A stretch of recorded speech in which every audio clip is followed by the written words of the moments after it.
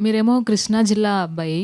ఇందులో గోదావరి స్లాంగ్ మొత్తం ఎలా మ్యాచ్ చేయగలిగారు? ఎంతవరకు? సో, దానికోసం ఎలాంటి గ్రౌండ్ వర్క్ చేశారు? పెద్దగా ఏం కష్టపడలేదండి. ఈజీగానే అయింది. ఎందుకంటే పలాస చేశాను నేను. అందరూ పలాస చూసిన తర్వాత శ్రీకాకుళం అబ్బాయి అనుకున్నారు. So, Srikakulam accent was more tough because 1978 స్లాంగ్‌లో. సో, ఇది అంత ఇబ్బంది ఏమీ అవ్వలేదు. ఇట్ వాజ్ మోర్ దగ్గరగానే ఉండింది. కంప్లీట్‌గా ప్రీవియస్ ఫిల్మ్స్‌తో కంపేర్ చేస్తే ఇది యూనిక్‌గా ఉండబోతుందా అంటే ఏం చెప్తారు? నన్నెప్పుడూ ఇలా చూసుండరు. ఓకే. కోమలి గారు. నిజంగానే యాక్షన్ రోల్స్‌కి ఒక మార్క్‌గా ఉండిపోయారు. 'వర్ష' కావచ్చు, వండర్‌ఫుల్ క్యారెక్టర్స్ అన్నీ చేశారు మీరు. 'శిశువాదనే'లో కూడా ఏమైనా అంటే లాట్స్ ఆఫ్ ట్విస్ట్స్ ఉంటాయి అన్నారు కాబట్టి ఇందులో కూడా ఏమైనా అదేమైనా కొంచెం యాడ్ చేశారా? ఏం యాడ్ చేశాను? ఏమైనా యాక్షన్ సీక్వెన్స్ లాంటివి ఏమైనా అలా కూల్ అండ్ కామ్‌గానే కాకుండా? ఆ టాంజెంట్‌కి వెళ్ళకండి. మరీ లంగావోణి వేసుకొని ఫైటింగ్ చేస్తే అస్సలు బాగోదు స్క్రీన్ మీద. లేదు, ట్విస్ట్‌కి యాక్షన్‌కి సంబంధం లేదు.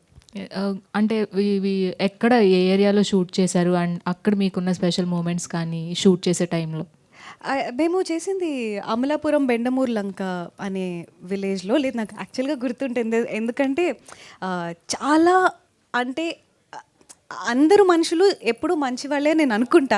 కానీ ఐ థింక్ ఒక మార్క్ ఎక్కువ మంచితనం ఆ బెల్ట్లో చాలా ఎక్కువ ఉంటుంది. మేము షూటింగ్ చేస్తున్నామని తెలిసిన తర్వాత వాళ్ళు మా ఏది లేదు, నార్మల్గా కొన్ని రూల్స్ ఏం లేకుండా రోజు ఏదో ఒక ఫుడ్ వస్తూనే ఉంటుంది. పర్టిక్యులర్లీ ఫుడ్, అది కాకుండా మీకు ఏం కావాలన్నా చెప్పండి. నాకైతే నేను షూటింగ్కి వచ్చానా, ఎవరో ఒకళ్ళ పెళ్ళికి వచ్చానా, వీళ్ళందరూ నాకు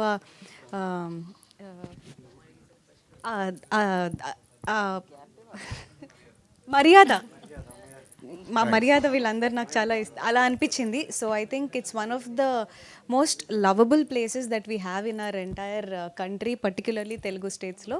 సో నాకైతే చాలా నచ్చింది గోదావరి బెల్ట్.